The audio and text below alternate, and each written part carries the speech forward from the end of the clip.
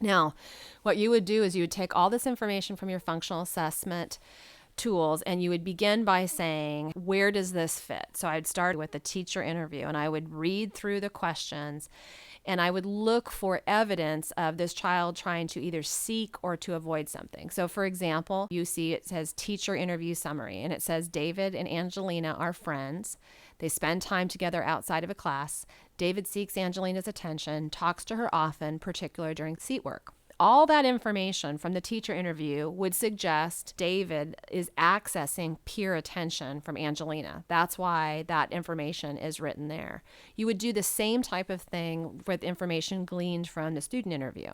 For example, it says for the student interview that David is good friends with Angelina and he likes working with her. So again, that statement could get written in that box. It says that he's trying to access attention from that peer. Same thing in the parent interview was that David talked positively about Angelina at home. All three interviews support that notion that he likes accessing her attention.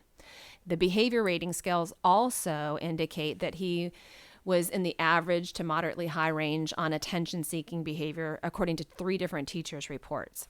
And it's important to realize that not every single interview comment is going to go into one of these 6 boxes or cells, but this is how you organize the information. The next thing that we like to look at is how to use the ABC data that are collected as part of the functional assessment process. You could go back and look at your ABC data, and each instance that David engaged in off-task behavior, you would simply number those 1, 2, 3, 4, 5. And let's say he did that 10 times during your observation sessions. Then you could calculate percentages or simply write in the number of times that it occurred for each instance. The direct observation data suggests that he was spending 19% of his time talking to his peers with an average of 3 observations.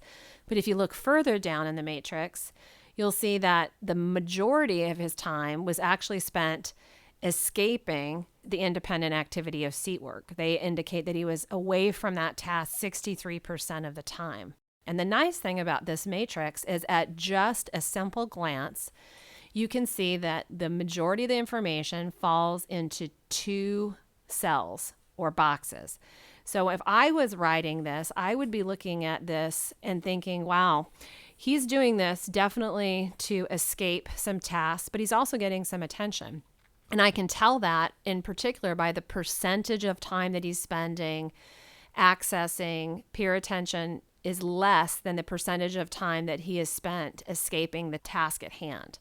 So when I would get ready to summarize this statement, I would say something to the effect of David's out-of-seat behavior is maintained primarily by escape from task and to a lesser extent accessing peer attention, because it has 2 functions, but you can determine which is the primary function by looking at the data that are aggregated or put together in each of these cells.